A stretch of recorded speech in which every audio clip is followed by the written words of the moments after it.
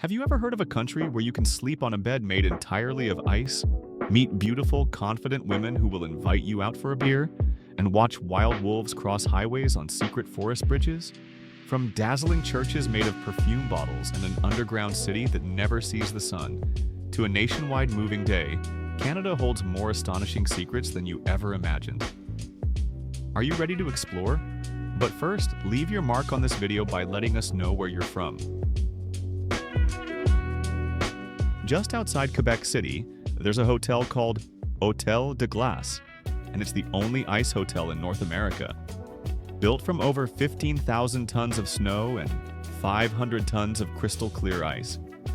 It's rebuilt from scratch every single winter, only to melt away in spring like a dream. Each year the hotel dons a new theme. No 2 years are ever the same. Step inside and the temperature drops to a brisk 23 to 27 degrees Fahrenheit. But the cold isn't what chills you, it's the sheer beauty. Beds carved from solid ice, sculptures rising like spirits in the glow of colored lights, and bars where the drinks are served in glasses made of ice. There's a candlelit ice chapel with benches carved from snow that look like frozen thrones. You can spend the night here. Rates start around $199, but the VIP suites can hit $500 or more. And still, over 100,000 visitors a year brave the cold just for a chance to live inside a short-lived, icy fairy tale. Do you think you could handle the cold and stay in this stunning ice hotel? If so, comment with the number 3 and we'll reveal how you can experience this unique hotel. Next, we're heading into the forest, where wild wolves and bears are crossing highways on their own secret bridges. Deep inside Banff National Park, there's a piece of quiet genius most travelers will never notice, even if they drive right over it. Along the Trans-Canada Highway, which cuts through nearly 5,000 miles of wilderness, 44 wildlife crossings have been built. There are 6 wide overpasses covered in trees and grass, green bridges that blend into the forest canopy. Below the surface, 38 tunnels snake under the asphalt. No signs, no stops.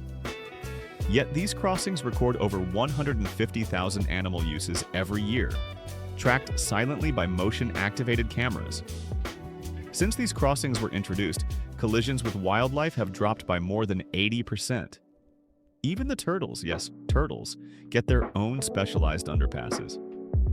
These tiny, slow travelers can't climb or run, so engineers built low, smooth tunnels just for them, protecting thousands every year. But this isn't just a Canadian fix. NASA has documented the system from space. Textbooks around the world highlight Banff's design. And now, countries like Germany, India, Thailand, and the United States are copying it. Wait until you meet the city women of Montreal, who just might ask you out for a beer. In cities like Montreal or Vancouver, don't be shocked if a woman flashes a confident smile, walks right up, and invites you for a beer before you even think of saying hello. That's just how Canadian women show initiative. Women don't wait. They lead with warmth, confidence, and intelligence. Most have athletic builds, glowing skin, and a style that's effortlessly refined. But it goes deeper.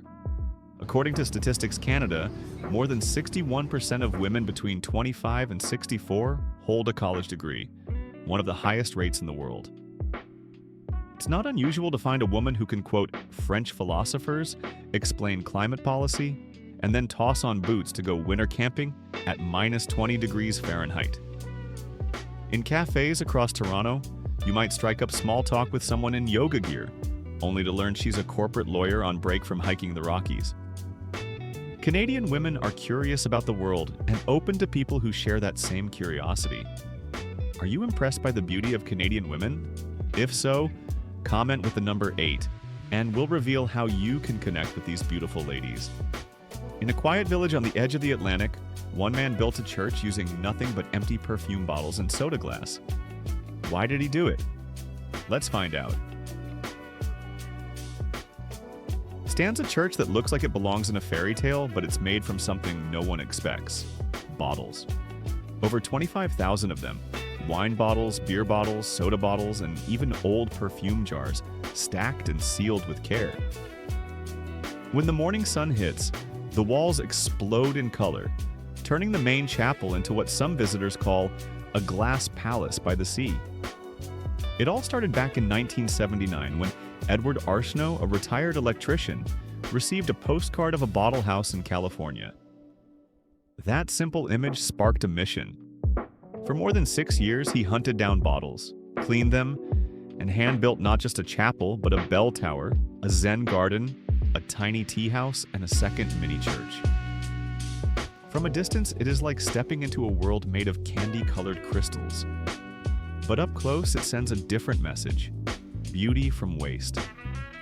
A reminder that even what we throw away can be transformed into something sacred. The entrance fee is just $5 to $7, and every cent goes back into preserving the site and teaching future generations about sustainability and creativity. Photographers love it, artists find inspiration in it, and couples have even married inside this glowing sanctuary of glass, surrounded by light streaming through bottles once forgotten. Up next, we uncover the only recognized mixed nation in the world, the Métis. Métis, a nation born from the 18th century unions between French and Scottish fur traders and Indigenous women, and recognized today as the only distinct mixed nation in the world. Their culture is a living blend, not diluted but deeply unique. Take their language, for example, Michif. A sentence might begin in French and finish in Cree. It's one of the world's rarest languages.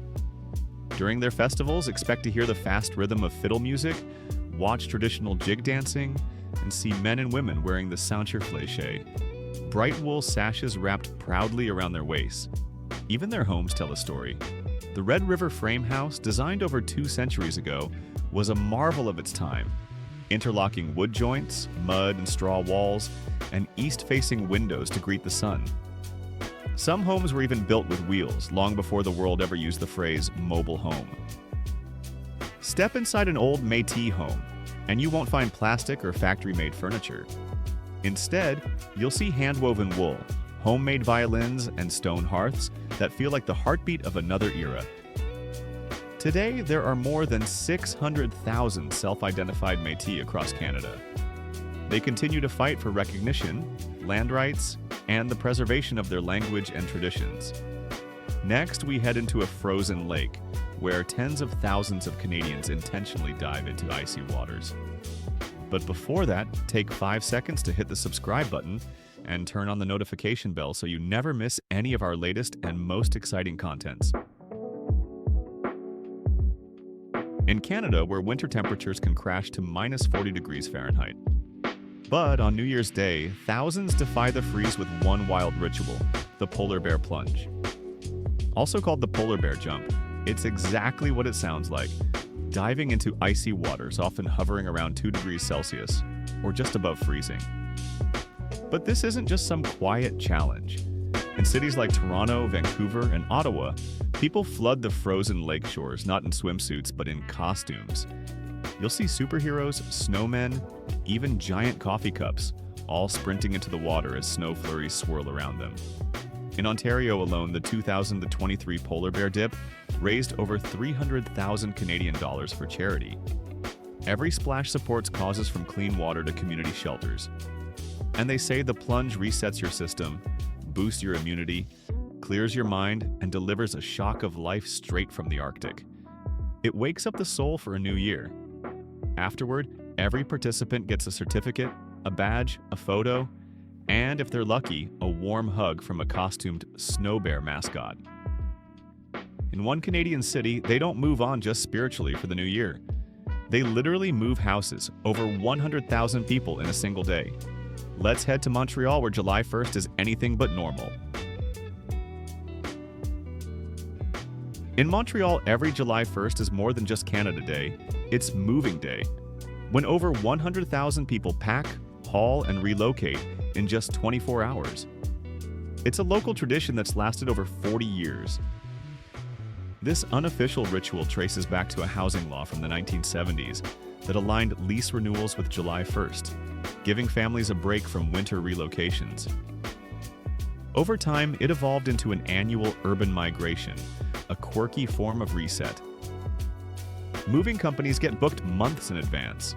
Rental vans, storage units, and pizza joints boom in business. Residents treat it like a festival. Neighbors lend a hand. Kids learn how to lift and load. Strangers bond over duct tape and shared dollies. In Montreal, it reflects something deeper, a culture of cooperation, a belief that even the most stressful chore can be done together with grace, humor, and heart. What if we told you there's an entire city beneath Toronto, hidden below your feet? A place with over 1,000 stores, endless tunnels, and zero sunlight, where the weather can't touch you. Beneath the skyscrapers of downtown Toronto, hidden in plain sight, lies a city within a city. It's called Path, and it holds the Guinness World Record for the largest underground shopping complex on Earth. It's a 19-mile labyrinth, roughly the length of 500 football fields lined up back to back. Path links over 75 buildings, including luxury hotels, corporate towers, major subway hubs, and even sports stadiums. Inside, over 1,200 destinations, shops, restaurants, cafes, clinics, spas, markets, bookstores, and everything in between. In winter, when Toronto's winds hit minus 22 degrees Fahrenheit, Path becomes a climate-proof world where people live, work, eat, and shop, all underground. To help you navigate, Path uses a color-coded system. Red means north, yellow is south, green is east, blue is west. Path is stitched together from private and public properties, a perfect example of Canadian urban cooperation. A city runs like a Swiss watch, ticking quietly underfoot. Next, we go where winter takes center stage, Quebec's Ice Carnival, where glowing snow castles, boat races on frozen rivers, and a drink called caribou make cold weather the main event. Every year from late January to early February, the city becomes home to the Carnaval de Québec, the largest winter festival in the world. Towering snow sculptures, glowing night parades, and crowds wrapped in fur-lined coats fill the icy boulevards. But the real warmth comes from a drink called caribou, a hot, herbal Canadian cocktail that keeps your blood moving while you dance beneath the snowfall. Here, you'll see canoe races across slabs of shifting ice, a sport so wild it exists almost nowhere else on Earth. In summer, the energy shifts west to British Columbia, where the Butchert Gardens fireworks light up Saturday nights from July to early September. The explosions don't just happen overhead. They reflect off the still waters and pulse in sync with classical music, surrounding visitors in a 360-degree light symphony. Further inland, Alberta's Edmonton Folk Festival brings people together in a different way. You can learn to play old-world instruments, build crafts with seasoned artisans, or just sit on a hillside, drinking local beer as fiddles echo into the evening. Next, we're heading into Canada's kitchens. Get ready, the flavors are deeper than you think. Canada's cuisine is a collision of nature, tradition, and regional pride, and it starts with something called poutine. Born in Quebec. Imagine a steaming pile of crispy fries smothered in rich brown gravy, topped with melted cheese curds that squeak with each bite. It's salty, gooey. And then there's maple syrup, Canada's liquid gold. During spring, when the snow begins to melt, families in rural Quebec head into the forest to tap maple trees, collect the sap, and boil it down the old-fashioned way. Pure, sticky, earthy sweetness. And the most Canadian way to enjoy it? Maple taffy, poured hot onto fresh snow, then rolled up on a stick. There's tourtière, a spiced meat pie from French-Canadian roots, usually made with pork or wild game and slow-baked until the crust turns golden. And cedar plank salmon, grilled outdoors, the wood infusing the fish with smoky native flavors that go back generations. Next, we head to Ottawa, Canada's capital. Want to know what it's like to live in the beating heart of Canada? Let's go. By day, streets like Wellington, Sparks, and Elgin hum with a gentle rhythm. Pedestrians stroll at their own pace, sharing the road with electric buses and cyclists weaving quietly between lanes. The vibe is clean, courteous, and calm. But it's not dull.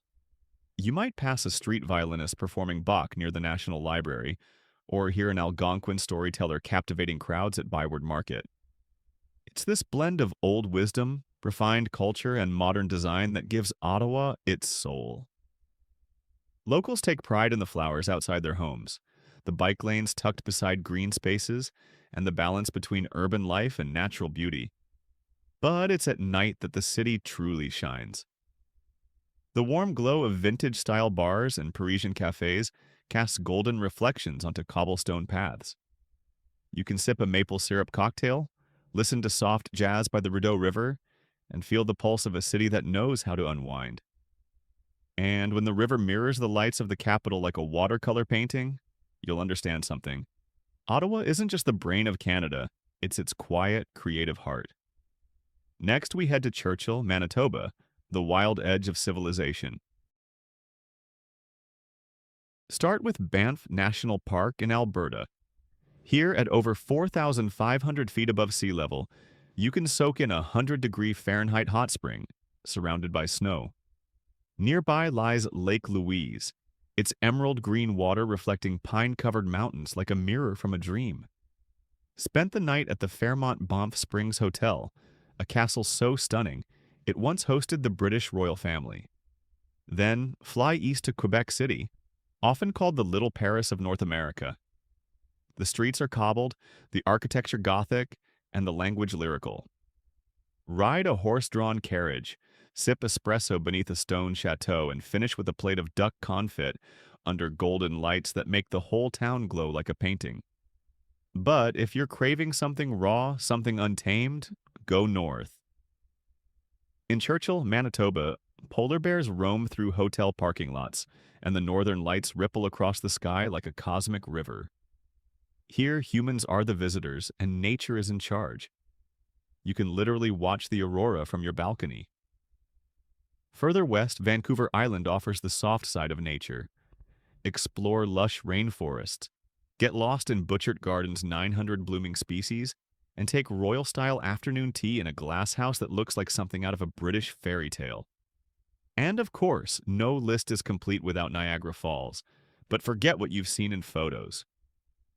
On the Canadian side, the falls feel closer, louder, wetter, and more powerful. Ride the hornblower boat straight into the misty heart of the Cascade, then dry off with dinner in the sky at the rotating restaurant atop Skylon Tower, where the whole region spins gently beneath your feet. So, next up, we explore how one coffee chain became a national symbol, and why Canadians will line up in the snow just to get their fix. According to Statista 2025, the average Canadian drinks 3 cups of coffee per day, putting the country among the top 10 coffee consumers worldwide. In some cities, late-night cafes stay open until 6 in the morning, serving only cold coffee. Imagine a snowy version of Las Vegas, quiet, dimly lit, filled with night owls sipping iced brews under flickering lamps. It's not unusual to see a 75-year-old chatting politics with university students over a double-double. Then there's the game, roll up the rim. With every cup, customers roll back the lid for a chance to win, from free coffee to cars. It's part lottery, part sport, and entirely Canadian. And if you want to do it right, you get the maple donut too. Crispy, soft, syrup-filled.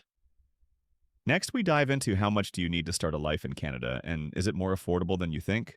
Let's break it down.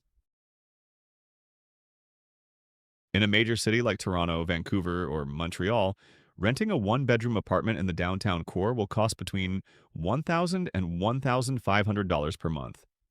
Prefer the suburbs? You'll save. Rents typically range from $700 to $1,200. Basic utilities, electricity, water, heating, will run between $100 and $200 monthly, while high-speed internet adds another $40 to $50. If you cook at home, your monthly grocery bill will land between $300 and $400, depending on your diet. A casual meal out just $10 to $15 at many neighborhood restaurants. Transportation is also manageable. A monthly transit pass costs around $80 to $120 in most cities, and a gym membership averages $30 to $50 a month. Need to see a doctor or dentist?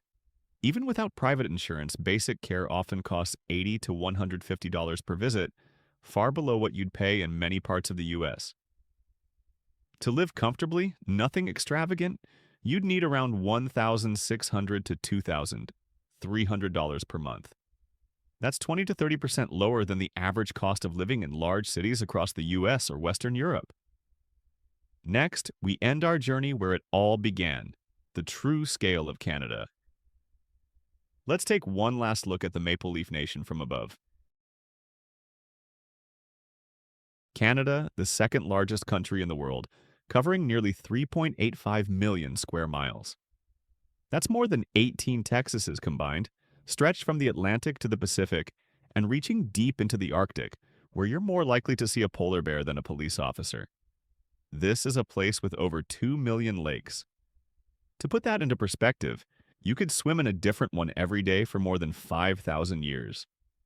In fact, Canada holds more fresh water than the rest of the world combined.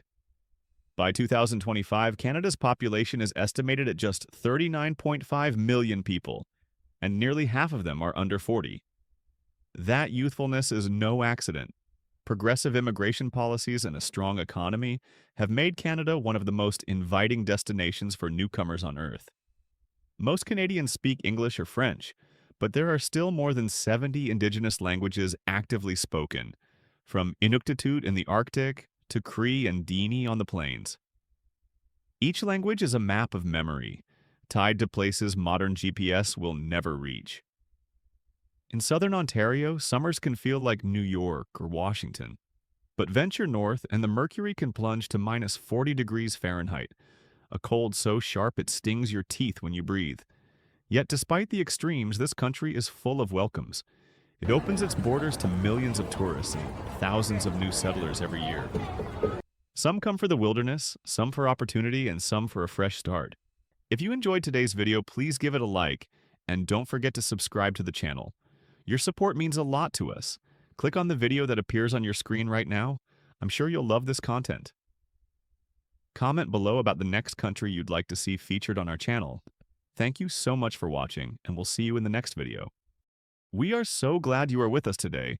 Please leave a comment, like the video to support us, and subscribe for more videos. See you soon.